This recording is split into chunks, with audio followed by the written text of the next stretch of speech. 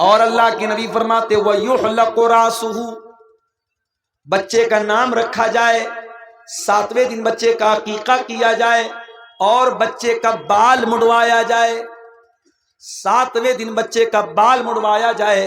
اور اس حدیث سے یہ بھی پتہ چلتا ہے کہ بال کے وزن کے برابر چاندی اللہ کی راہ میں صدقہ کی جائے۔ یہ ہے اسلام کی تعلیم۔ بچہ پیدا ہوا، اسلام کی تعلیم یہ ہے۔ اور آگے بڑھو، بچہ تھوڑا سمجھدار ہوا، اسلام یہ کہتا ہے کہ تو باپ ہے، تو ماں ہے، بچہ تجھ سے سیکھتا ہے۔ بچہ اسکول بعد میں جاتا ہے، مدرسہ بعد میں جاتا ہے، پہلے ماں سے سیکھتا ہے، پہلے باپ سے سیکھتا ہے۔ باپ اگر سگریٹ پینے والا ہے، باپ گٹکھا کھانے والا ہے، باپ شراب پینے والا ہے، باپ گالی دینے والا ہے، بچے کو سکھانے کی ضرورت نہیں ہے، بچہ تیرے کہے بغیر گالی دینا شروع کر دے گا، تیری غیر موجودگی میں سگریٹ کا کش لگانا بھی شروع کر دے گا۔ بچہ بری عادتوں کو اپنے باپ سے پہلے سیکھے گا۔ ماں اگر بے حیا ہے، ماں پردے کا خیال نہیں کرتی، ماں نماز نہیں پڑھتی، ماں کو زبان پر کنٹرول نہیں ہے، ماں شوہر کی نافرمانی کرتی ہے، ماں شوہر کے ساتھ بدتمیزی کرتی ہے، چھوٹی بچی ہے 4 سال کی 5 سال کی، اپنی ماں کو دیکھ کر کے سب سیکھ رہی ہے۔ اللہ کے پیارے نبی فرماتے ہیں کل مولود یولد علی الفطرہ، ہر بچہ جب پیدا ہوتا ہے اسلام پر پیدا ہوتا ہے، فطرت پر پیدا ہوتا ہے۔ فَأَبَوَاهُ يُحَوِّدَانِهِ وَيُنَصِّرَانِهِ وَيُمَجِّسَانِهِ، اس کے ماں باپ اس کو یہودی بناتے ہیں، اس کے ماں باپ اس کو عیسائی بناتے ہیں، اس کے ماں باپ اس کو مجوسی بناتے ہیں۔ بچہ تو بڑا معصوم ہوتا ہے میرے بھائی، جو سکھاؤ گے وہ سیکھے۔ ابھی ممبئی میں 6 سال کا بچہ، اس نے 11 مہینے میں قرآن حفظ کر کے ریکارڈ قائم کیا ہے۔ اخبار کی نیوز میرے پاس موجود ہے، آپ کہیں گے تو میں آپ کو کٹنگ دکھا دوں گا۔ ممبئی میں اہل حدیث کا بہت بڑا ادارہ ہے، جامعہ اسلامیہ منبرہ، اس بچے نے، جو ایک عالم کا لڑکا ہے، باپ عالم ہے اس کے، 11 مہینے میں 6 سال کا بچہ قرآن پورا یاد کر لیتا ہے۔ اور یہ کمال اس بچے کا بھی ہے اور یہ کمال قرآن کا بھی ہے کہ عربی زبان اس کی بھاشا نہیں ہے، اس کی لینگویج عربی نہیں ہے، وہ ہندوستان کا رہنے والا، وہ انڈیا کا رہنے والا، وہ اردو بولنے والا بچہ ہے، قرآن عربی زبان میں ہے، اس کی لینگویج نہیں ہے، اس کے لیے ودیشی لینگویج ہے، فارن لینگویج ہے، مگر قرآن ایک غیر زبان ہونے کے باوجود بچہ فوراً اس کو پڑھتا ہے اور کیچ کر لیتا اور یاد کر لیتا ہے۔ یہ معجزہ ہے میرے پیارے ساتھیوں قرآن حکیم کا۔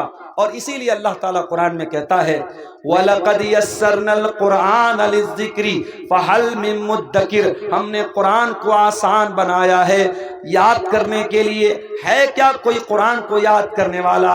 ہم نے قرآن کو آسان بنایا نصیحت حاصل کرنے کے لیے، ہے کوئی نصیحت حاصل کرنے والا؟ قرآن کو سمجھنا بھی آسان ہے اور قرآن کو یاد کرنا بھی آسان ہے۔ اسی لیے علماء کہتے ہیں بچے کو عالم بنانا ہے تو پہلے قرآن کا حافظ بناؤ۔ جتنے بڑے بڑے عالم آئے سب حافظ قرآن بھی ہیں۔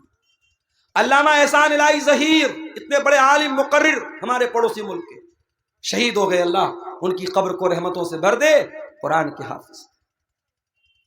اس دور کے علماء کی اگر آپ بات کریں، علامہ جلال الدین قاسمی قرآن کے حافظ ہیں، شیخ عبد الحسیب مدنی قرآن کے حافظ ہیں، شیخ عبد العظیم مدنی قرآن کے حافظ ہیں۔ جتنے بڑے بڑے علماء اور خطیب آپ کو ملیں گے وہ قرآن کے حافظ ملیں گے۔ بچے کو عالم بنانا ہے، بچے کو دیندار بنانا ہے، شروعات قرآن کے حفظ سے۔ بچہ دھیرے دھیرے بڑا ہو رہا ہے، بچہ 7 سال کا ہو گیا، آپ 5 ٹائم نماز پڑھنے جا رہے ہیں، ماں 5 ٹائم نماز پڑھ رہی ہے، مگر اپنے بچے کو کبھی نہیں بولتے، اپنی بچی کو کبھی نہیں بولتے کہ بیٹی تو بھی نماز پڑھا کر۔ او میرے پیارے ساتھیو، 7 سال کی عمر میں جب بچے کو نمازی بناؤ گے تو 17 سال کی عمر میں آپ کو کہنا نہیں پڑے گا، بچہ آٹومیٹک نماز کا ٹائم ہوگا مسجد میں چلا جائے گا۔ اللہ کے پیارے نبی فرماتے ہیں مرو اولادکم بالصلاۃ وهم ابناء 7 سنین، جب تمہارے بچے 7 سال کے ہو جائیں ان کو نماز کا حکم دو، واضربوہم علیہا، اور جب تمہارے بچے 10 سال کے ہو جائیں اور نماز نہ پڑھے تو ان کی پٹائی کرو، وفرقوا بینہم فی المضاجع، اور ان کے بستر الگ کر دو۔ 10 سال کا لڑکا ہے چاہے لڑکی ہے، ایک بستر پہ مت سلاؤ، یا اگر بستر ایک ہے تو ایک چادر میں مت سلاؤ۔ اب آپ پوچھیں گے مولانا صاحب اس میں کیا حکمت ہے؟ حکمت ہے، حکمت ہے۔ 10 سال کا لڑکا ہو گیا، سمجھدار ہو گیا، 10 سال کی لڑکی بالغ ہونے لگی ہے، اب 1-2 سال میں بالغ، بلکہ بہت ساری لڑکیاں تو 10 سال کی عمر میں بھی بالغ ہو جاتی ہیں۔ لڑکا 10 سال کا ہو گیا، لڑکی 10 سال کی ہو گئی۔ شریعت ہماری میرے بھائیوں اللہ کی بنائی ہوئی شریعت ہے، اور اللہ کو پتا ہے انسان کا ذہن کہاں سے بھٹک سکتا ہے، انسان کہاں سے غلط راستہ پکڑ سکتا ہے۔ 10 سال کی عمر یہ بچے کے بچپن کے اب آگے کی عمر ہے، اب بچہ دھیرے دھیرے جوانی کی طرف بڑھ رہا ہے، لڑکی جوانی کی طرف بڑھ رہی ہے۔ اسلام وہیں سے بریک لگاتا ہے، نہیں، ایک بستر پر ایک چادر میں مت سلاؤ، ان کے بستر الگ کر دو، ان کی چادر الگ کر دو۔ کبھی غور کرنا، آپ تو نماز پڑھتے ہیں، آپ نے اپنے بچوں کو نماز کے لیے کتنی بار بولا ہے؟ اسی لیے قرآن میں اللہ بار بار ہم کو یہ حکم دیتا ہے نماز کی پابندی بھی کرنا ہے، اور اپنی فیملی کو، اپنے پریوار کو بھی نماز کا حکم دینا ہے۔ حضرت اسماعیل کے بارے میں اللہ قرآن میں کہتا ہے وَكَانَ يَأْمُرُ أَهْلَهُ بِالصَّلَاةِ، اسماعیل اپنے گھر والوں کو نماز کا حکم دیا کرتے تھے۔ اللہ سورہ طٰہٰ کے اندر فرماتا ہے وَأَمُرْ أَهْلَكَ بِالصَّلَاةِ وَاصْطَبِرْ عَلَيْهَا، خود بھی نماز کی پابندی کرو اور اپنے گھر والوں کو، اپنے بچوں کو، اپنے پریوار کو بھی نماز کا حکم دو۔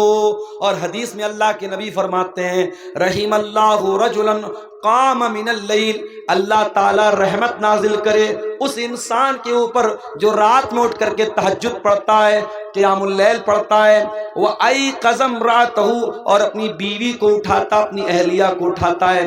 اگر بیوی انکار کر دیتی ہے، اپنی بیوی کے چہرے پر پانی چھڑک دیتا ہے، لیکن بیوی کو اٹھاتا ہے، اور اللہ تعالیٰ رحمت نازل کرے اس عورت کے اوپر جو رات میں اٹھ کر کے تہجد پڑھتی ہے اور اپنے شوہر کو بھی اٹھاتی ہے، اور شوہر اگر انکار کر دیتا ہے تو شوہر کے چہرے پر پانی چھڑک کر کے اس کو اٹھاتی ہے۔ پریوار ہو تو ایسا ہو، جوڑی ہو تو ایسی ہو، فیملی ہو تو ایسی ہو کہ مرد اور عورت، میاں اور بیوی، پتی اور پتنی ایک دوسرے کے دین کے سلسلے میں مددگار بنے، ایک دوسرے کے دین کی مدد کریں۔ اگر باپ سے غلطی ہو رہی ہے تو بیٹا اپنے باپ کو ہوشیار کرے، بیٹا غلطی کر رہا ہے تو باپ اپنے بیٹے کو ڈانٹے۔ پریوار ایسا ہونا چاہیے۔ حضرت عمر بن عبدالعزیز کو دیکھو، کون ہیں یہ جب خلیفہ ہوتے ہیں، ان کے پہلے کے جو لوگ تھے انہوں نے عوام کے ساتھ بہت ظلم کیا تھا، بہت مظلوموں کا حق مارا تھا۔ عمر بن عبدالعزیز خلیفہ ہوتے ہیں، اب ان کے سر کے اوپر یہ ذمہ داری آ جاتی ہے کہ جتنے لوگوں کے ساتھ اتیاچار ہوا ہے، ظلم ہوا ہے، حق مارا گیا ہے، ان کا حق ان کو دلا دیں، کسی پر انیائے نہ ہونے دیں، کسی پر اتیاچار نہ ہونے دیں۔ خلیفہ کا انتقال ہوا، حضرت عمر بن عبدالعزیز کے ہاتھوں میں چارج آیا، پوری رات گزر گئی، لکھا پڑھی بھی کرنی ہے، فارمیلٹی بھی ہے، سارے لوگوں کو ذمہ داری بھی دینا ہے، پوری رات ہو گئی، فجر کی اذان ہو گئی۔ حضرت عمر بن عبدالعزیز فجر کی نماز پڑھنے کے بعد اپنے کمرے میں آتے ہیں اور بستر پر لیٹنے جانے لگتے ہیں۔ ان کا بیٹا عبد الملک آتا ہے، 17 سال کا جوان بیٹا ہے، آ کر کے کہتا ابا جان، اے ابا جان، اے امیر المومنین، کیا کرنے جا رہے ہیں؟ کہا بیٹا آرام کرنے جا رہا ہوں، سستانے جا رہا ہوں، رات بھر کا جگہ ہوں، بہت محنت پڑی ہے، بہت کام پڑا ہے، اب تیرا باپ آرام کرنے جا رہا ہے، سستانے جا رہا ہے، اب ظہر تک سو جاؤں گا، اور ظہر کی اذان ہوگی، اٹھوں گا، نماز پڑھوں گا، اس کے بعد اپنے کام پہ لگ جاؤں گا۔ بیٹا کہتا ہے ابا جان، کیا آپ اس بات کی گارنٹی لے سکتے ہیں کہ ظہر کی نماز تک آپ زندہ رہیں گے، آپ کی سانس چلتی رہے گی، آپ کا دل دھڑکتا رہے گا؟ کیا آپ اس بات کی گارنٹی لے سکتے ہیں؟ کہا نہیں میرے بیٹے، ظہر تک تو چھوڑ دو، ایک پل کی گارنٹی نہیں لے سکتا، ایک منٹ کی گارنٹی کوئی نہیں لے سکتا۔ انہوں نے کہا بیٹا میں گارنٹی تو نہیں لے سکتا۔ کہا اے ابا جان، کل تک آپ ابا جان تھے، آج میرے ابا جان ہونے کے ساتھ ساتھ آپ امیر المومنین بھی ہیں، آپ مسلمانوں کے خلیفہ بھی ہیں، اور بہت سارے لوگوں کی نظریں آپ پر لگی ہوئی ہیں، بہت سارے مظلوم ہیں، مجبور ہیں، وہ انتظار میں ہیں کہ عمر بن عبدالعزیز آئے گا اور میرا حق مجھ کو دلائے گا، میرے ساتھ جو انیائے ہوا ہے، جو ناانصافی ہوئی ہے، اس ناانصافی کو ختم کرے گا۔ اے ابا جان، آپ بستر پہ سونے جا رہے ہیں، اللہ نہ کرے آپ کو موت آ گئی اور آپ اللہ کو پیارے ہو گئے، آپ اللہ کو کیا جواب دیں گے؟ اللہ پوچھے گا اے عمر بن عبدالعزیز، تیرے دور میں تیرے خلیفہ بننے کے بعد کتنے لوگ تیرا انتظار کر رہے تھے اور تو آرام سے بستر پہ سو رہا تھا، ابا جان آپ کیا جواب دیں گے؟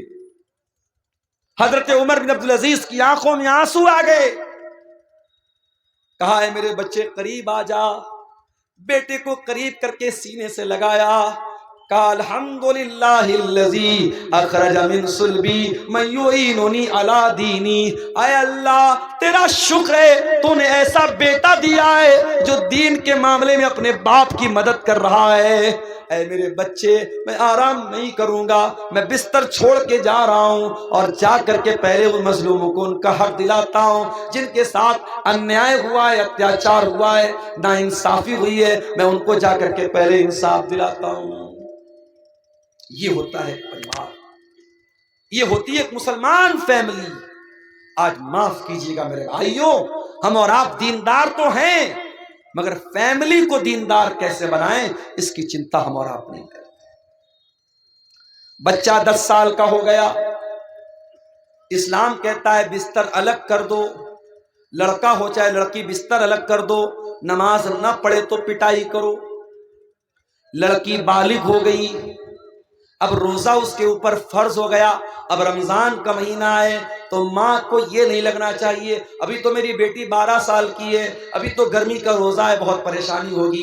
لڑکی بالغ ہو گئی، لڑکا بالغ ہو گیا، اب نماز فرض ہے اس کے اوپر، اب روزہ فرض ہے اس کے اوپر، اب اس کے اوپر یہ کہہ کر کے عمر بہت کم ہے، ترس کھانے کی ضرورت نہیں ہے، ٹھیک ہے گرمی زیادہ لگ رہی ہے، اس کو آپ کوئی انتظام کیجئے، لیکن آپ اپنے بچوں اور بچیوں کو جب بالغ ہو جائیں ان کو روزہ نماز کی پابندی کروائیے، اور لڑکی جب بالغ ہو جائے، جب گھر سے وہ نکلے تو پابندی اس بات کی کیجئے کہ لڑکی پردے میں نکلے، لڑکی نقاب میں نکلے، لڑکی بے پردہ ہو کر کے نہ نکلے۔ اور آگے بڑھیے، لڑکا جوان ہو گیا، لڑکی جوان ہو گئی، شادی کے قابل ہو گئے، اب کیا کرنا ہے؟ آپ کی لڑکی کے لیے کوئی رشتہ آیا، لڑکا اچھا ہے، دیندار ہے، نیک ہے، مگر زیادہ پیسہ کمانے والا نہیں ہے۔ آپ کو کیا لگتا ہے اگر میں کروڑ پتی ہوں تو میرا داماد بھی کروڑ پتی ہونا چاہیے؟ اگر میرے پاس اتنی زمین و جائیداد ہے، میری بیٹی بھی زمین و جائیداد والے گھر میں جانی چاہیے، چاہے اس گھر میں دین نام کی کوئی چیز نہ ہو، اسلام نام کی کوئی چیز نہ ہو، قرآن نام کی کوئی چیز نہ ہو، مگر میری بیٹی محل میں جانی چاہیے، میری بیٹی غریب گھر میں نہیں جانی چاہیے۔ کان کھول کر کے سن لو میرے پیارے ساتھیوں، اگر یہ سوچ آپ کی ہے تو سوچ بدل لو۔ اللہ کے پیارے نبی فرماتے ہیں اذا خطب الیکم ممن ترضون دینہ وخلقہ، جب تمہاری لڑکی کے لیے ایسا رشتہ آئے، لڑکا دیندار ہے، لڑکا بااخلاق ہے، فزوجوہ، تو اپنی لڑکیوں کی شادی ایسے لڑکوں سے کر دیا کرو۔ الا تفعلوا، اگر تم ایسا نہیں کرو گے، تکن فتنۃ فی الارض، تو زمین میں فساد پھیل جائے گا، فتنہ پھیل جائے گا، بگاڑ پھیل جائے گا۔ آپ کے بہار میں تو پھر بھی غنیمت ہے۔ میرا ایک پروگرام ہوا تھا مہاراشٹرا میں، ایک جگہ پڑتی ہے آکوٹ، مہاراشٹرا میں ایک جگہ ہے آکوٹ، وہاں لڑکے لڑکیاں 30 سال کے 35 سال کے ہو گئے، شادی نہیں ہو رہی۔ کیوں صاحب؟ گورنمنٹ جاب ہونی چاہیے، سرکاری نوکری ہونی چاہیے۔ اب سرکاری نوکری کو اتنی آسان تو نہیں ہے بھائی، اتنی آسانی سے تو سرکاری نوکری نہیں ملنے والی۔ اب لڑکے کو سرکاری نوکری نہیں مل رہی ہے تو شادی نہیں ہو۔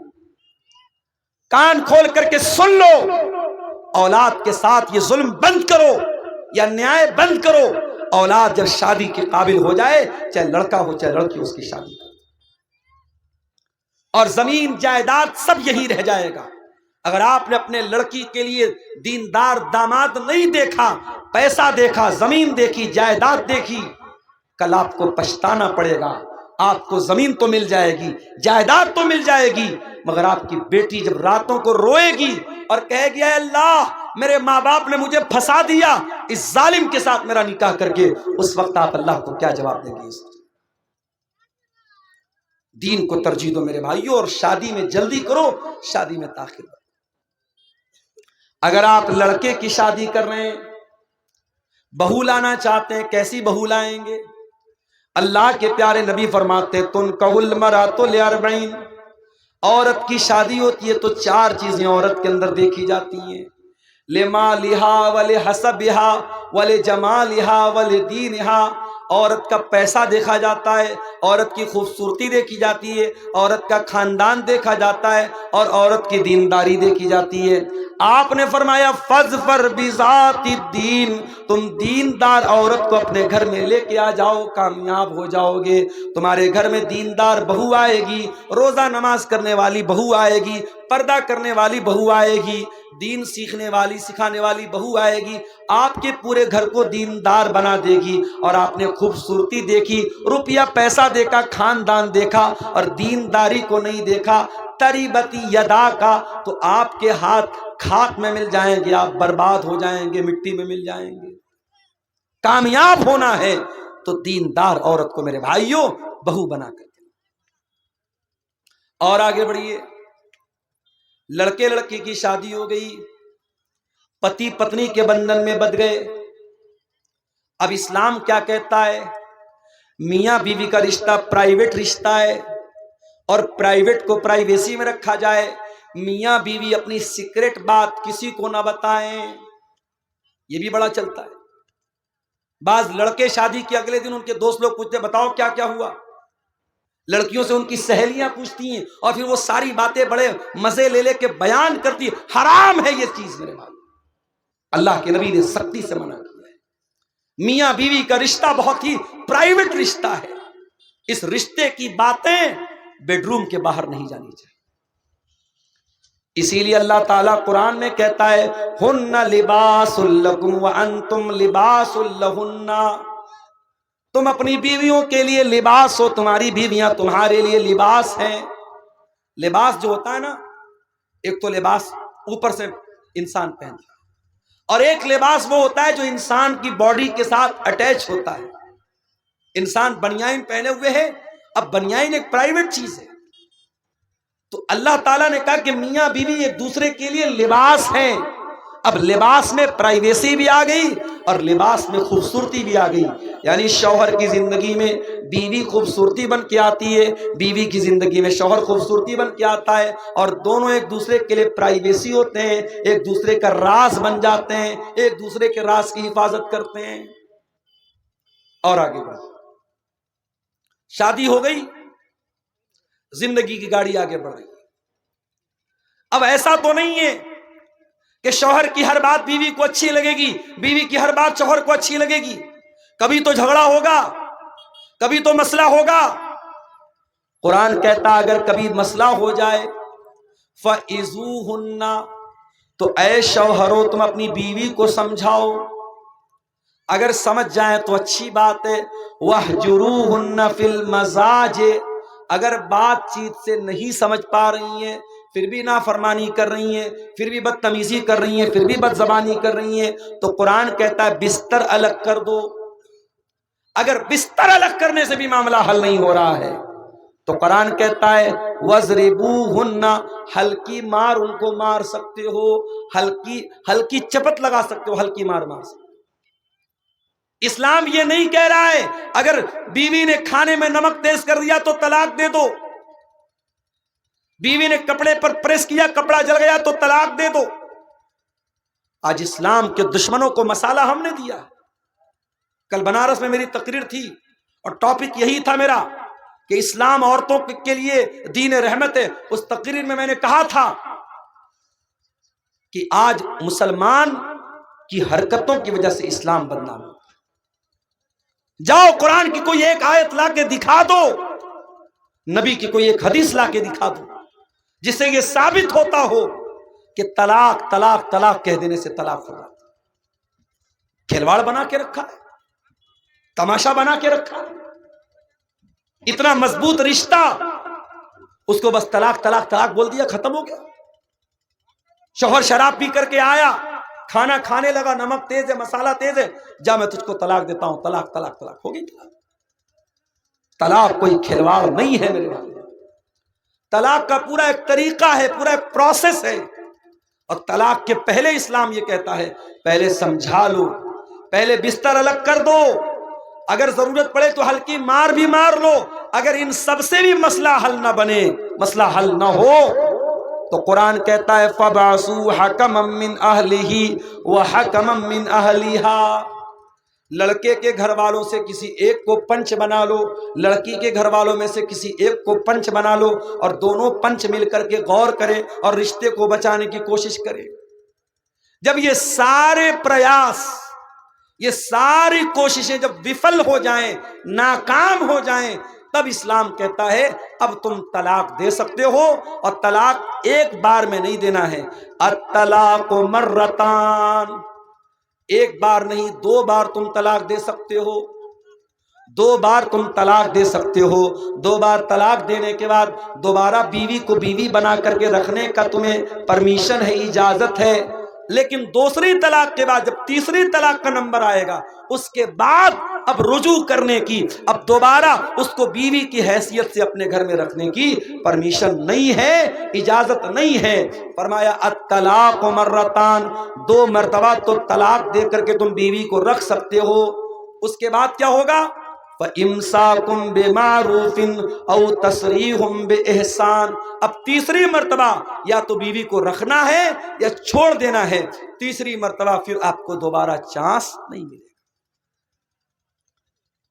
اسلام یہ بھی کہتا ہے اگر کوئی شوہر بیوی کا حق ادا نہیں کر پا رہا ہے کسی بھی طریقے سے, اگر شوہر جسمانی اعتبار سے بیوی کا حق ادا نہیں کر پا رہا ہے, یا شوہر کے پاس اتنا مال نہیں ہے کہ بیوی کا حق ادا کر سکے, تو اب ایسی حالت میں شوہر طلاق بھی نہیں دے رہا ہے اور بیوی کا حق بھی ادا نہیں کر رہا ہے. بیوی کیا کرے؟ اسلام میں اس کا بھی آپشن موجود ہے. اگر شوہر بیوی کا حق ادا نہیں کر رہا ہے, یا بیوی شوہر سے خوش نہیں ہے, بیوی شوہر کے ساتھ رہنا نہیں چاہتی ہے, اسلام کہتا ہے بیوی خلا لے سکتی ہے. ایک صحابی کی بیوی اللہ کے نبی کے پاس آئی, حضرت ثابت بن قیس کی بیوی. کہا اے اللہ کے نبی, میں ثابت کے بارے میں کوئی غلط بات نہیں بولنا چاہتی, بس میں اتنا کہنا چاہوں گی میں شوہر کی شکوہ شکایت نہیں کرنا چاہتی ہوں, میں ان کے ساتھ رہنا ہی نہیں چاہتی ہوں.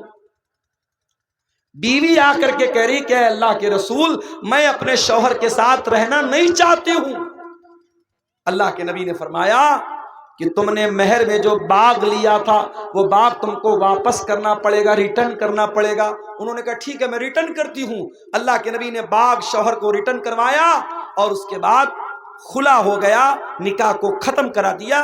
1 حیض کی عدت گزارنے کے بعد بیوی کہیں اور نکاح کر سکتی ہے. اسلام میں اس کا بھی آپشن موجود ہے. اسلام میں ہر پرابلم کا سولوشن موجود ہے میرے بھائی. جانتے ہو اگر شوہر اپنی بیوی کو غلط کام کرتا ہوا دیکھ لے اور اس کے پاس 4 گواہ نہیں ہیں, اسلام میں اگر کوئی زنا کر رہا ہے اور کوئی یہ بلیم کر رہا ہے کہ وہ آدمی زنا کر رہا ہے, تو اسلامی قانون کیا کہتا ہے کہ 4 گواہ ہونے چاہیے. 4 گواہ ہو یا کوئی کلیئر پروف ہو کہ ہاں یہ زنا ہوا ہے, کیونکہ زنا بہت بڑا گناہ ہے.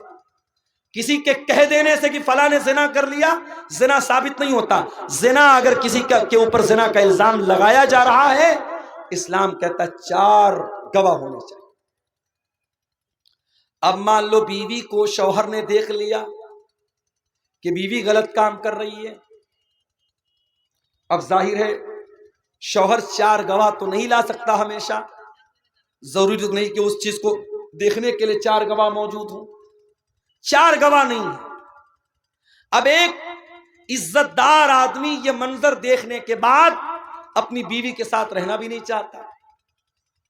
عدالت میں جا کر کے اگر یہ بولتا ہے کہ میں نے اپنی بیوی کو زنا کرتے ہوئے دیکھا ہے، اسلامی عدالت پوچھے گی تیرے پاس 4 گواہ ہیں؟ یہ بولے گا 4 گواہ نہیں ہے. اسلامی عدالت کا قانون کیا ہے؟ اگر کسی عورت پر آپ نے زنا کا الزام لگایا اور آپ کے پاس پروف نہیں ہے، آپ کے پاس 4 گواہ نہیں ہیں، تو الزام لگانے والے کو 80 کوڑے مارے جائیں. اب شوہر نے اپنی بیوی کو دیکھا یہ کام کرتے ہوئے، 4 گواہ نہیں ہیں، اب کرے تو کیا کرے؟ الزام لگاتا ہے تو 4 گواہ لانے پڑیں گے. 4 گواہ ہیں نہیں، اگر عدالت میں جاتا 80 کوڑے خود کھانا پڑے گا. اب اس کا بھی کوئی حل ہے کہ نہیں ہے؟ اس کا حل اسلام میں لعان ہے.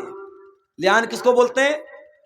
شوہر عدالت میں آئے گا اور کہے گا جج صاحب میں نے بیوی کو زنا کرتے ہوئے دیکھا ہے اور اب میں اس کے ساتھ نہیں رہنا چاہتا ہوں. اسلام کہتا ہے کہ ایسی صورت میں شوہر 4 بار اللہ کی قسم کھا کر کے کہے گا، 4 بار اللہ کی قسم کھا کر کے کہے گا کہ میں سچا ہوں اور میں نے دیکھا ہے کہ اس عورت نے غلط کام کیا ہے. اور 5ویں بار قسم کھا کر کے کہے گا اگر میں جھوٹ بول رہا ہوں تو میرے اوپر اللہ کی لعنت ہو. یہ مرد بولے گا. اب عورت سے پوچھا جائے گا تو کیا بولتی ہے؟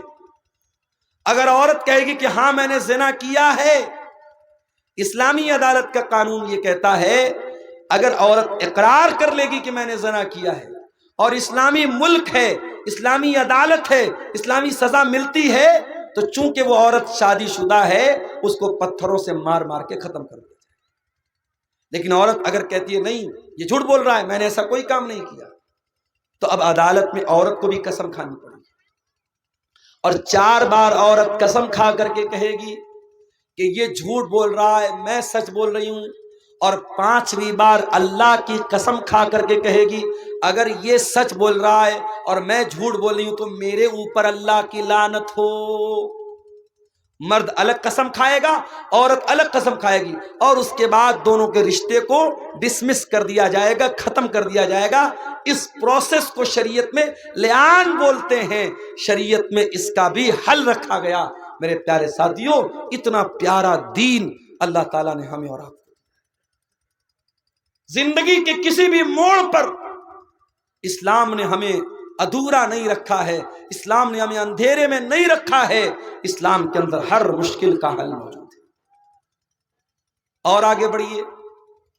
انتقال ہو گیا کسی کا، مر گیا انسان، مرنے والا زمین چھوڑ کے گیا، جائیداد چھوڑ کے گیا، پیسہ چھوڑ کے گیا. اب سوال پیدا ہوا کہ اس کے پیسے کا کیا کیا جائے، اس کی پراپرٹی کا کیا کیا جائے، اس کی زمین کا کیا کیا جائے، اس کی جائیداد کا کیا کیا جائے. اسلام کہتا ہے مرنے والے کے پیسے سے سب سے پہلے اس کے کفن دفن کا انتظام کیا جائے، اور کفن دفن کا انتظام کرنے کے بعد یہ دیکھا جائے کہ اس کے اوپر قرضہ کتنا ہے، اس کے قرضوں کو ادا کیا جائے. اور قرضوں کو ادا کرنے کے بعد اگر مرنے والے نے کوئی وصیت کی تھی، اور اگر وصیت کسی مدرسے کے لیے وصیت کی تھی، کسی مسجد کے لیے کی تھی، کسی یتیم کے لیے کی تھی، تو اس کی وصیت کو بھی پورا کیا جائے گا. مگر وصیت 1/3 سے زیادہ نہیں ہو سکتی. اگر مان لیجئے کہ 90 لاکھ روپیہ چھوڑ کے گیا ہے تو 90 لاکھ میں سے 30 لاکھ روپے تک کی وصیت کر سکتا ہے، 30 لاکھ سے زیادہ کی نہیں کر سکتا. تو پہلا کام کفن دفن کا انتظام، دوسرا کام قرضے کی ادائیگی، اور تیسرا کام وصیت کو پورا کیا جائے گا.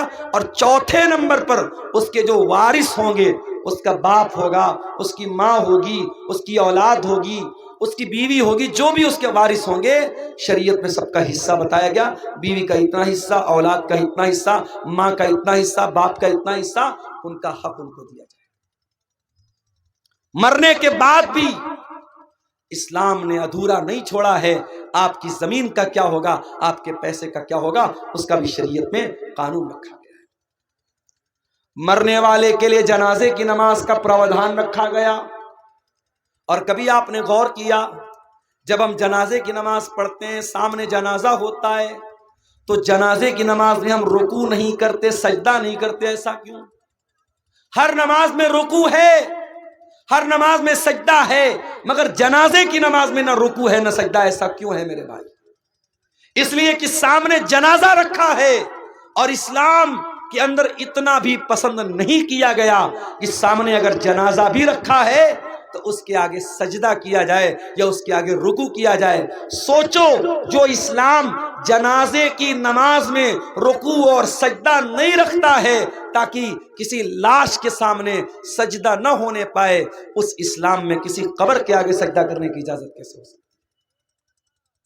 بنگال میں کلیا چک ایک جگہ ہے، کلیا چک میں ایک مسجد میں گیا نماز پڑھنے، پروگرام تھا میرا، وہاں پہ میں گیا تو دیکھا کہ مسجد کے اندر قبر موجود ہے، تو بہت پریشان ہو گیا۔ اہل حدیث کی مسجد ہے اور مسجد کے اندر قبر ہے۔ میں نے کہا بھائی اہل حدیث کی مسجد میں قبر کہاں سے آئی؟ کہا مولانا صاحب بہت پہلے سے یہ قبر ہے۔ میں نے کہا جتنے بھی پہلے سے یہ قبر ہو، یا تو آپ مسجد کو توڑ کر کے قبر، جہاں سے قبر ہے اس کے باہر مسجد کی باؤنڈری کر دو، یعنی قبر مسجد کے اندر یا مسجد قبر کے اندر نہیں ہونی چاہیے۔ میں نے کہا دو راستہ ہے، یا تو آپ مسجد کی باؤنڈری کم کر لو، یا پھر اس قبر سے جو بھی مرنے والے کی لاش ہے، اب تو کافی دن کی قبر ہو گئی، تو اس کی لاش کے جو بھی بچے ہوئے پارٹ پرزے ہیں اس کو اٹھا کر کے نکال کر کے کسی دوسرے قبرستان میں لے جا کے دفن کرو۔ لوگوں نے کہا مولانا صاحب آج تک تو کسی نے بیان ہی نہیں کیا۔ میں نے کہا میں بتا رہا ہوں بھائی، مسئلہ یہی ہے، جا کے فتویٰ لے لو۔ جمعہ میں نے وہاں پڑھایا، جمعہ میں بھی میں نے یہ بات بیان کی، اور میرے یہ جمعہ کا بیان کرنے کے کچھ دنوں کے بعد مولانا جرجیس صاحب کا بھی وہاں پروگرام ہوا، انہوں نے بھی اپنی تقریر میں یہ بات کہی کہ قبر کو مسجد سے نکالا جائے۔ الحمدللہ اس پر عمل ہوا اور اب وہاں سے مسجد سے قبر کو ہٹایا گیا۔ یہ کوئی معمولی مسئلہ نہیں ہے میرے بھائی، یہ بہت سخت مسئلہ ہے۔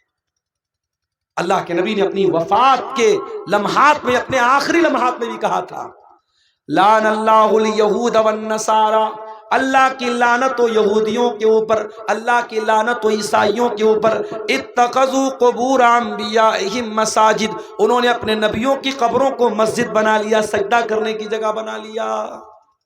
اسلام میں قبر کے آگے سجدہ کرنے کی اجازت ہے، اسی لیے جنازے کی نماز میں بھی آپ سجدہ نہیں کرتے، رکوع نہیں کرتے۔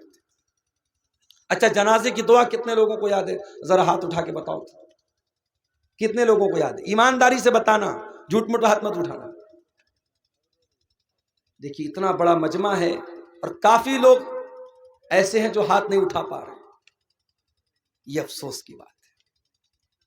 آپ اپنے دنیا کے کاموں میں بہت ماہر ہیں، اپنی راجنیتی کے معاملے میں بہت ماہر ہیں، اپنی کھیتی باڑی کے بارے میں بہت جانکار ہیں، لیکن آپ کو جنازے کی نماز کی دعا تک نہیں آتی، یہ افسوس کی بات نہیں۔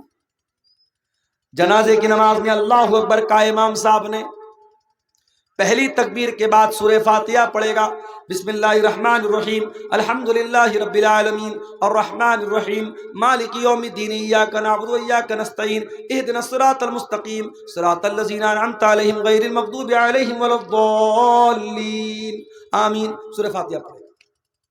اس کے بعد کوئی سورت ملا لے گا، بسم اللہ الرحمن الرحیم، قل هو اللہ احد اللہ الصمد لم یلد ولم یولد ولم یکن له کفوا احد۔ اس کے بعد امام کہے گا اللہ اکبر، اس میں رفع یدین کر بھی سکتے نہیں بھی کر سکتے، دونوں طریقہ جائز۔ اگر آپ چاروں مرتبہ رفع یدین کریں تو بھی چلے گا، اور صرف ایک مرتبہ رفع یدین کر کے ہاتھ باندھے رہے تو بھی چلے گا۔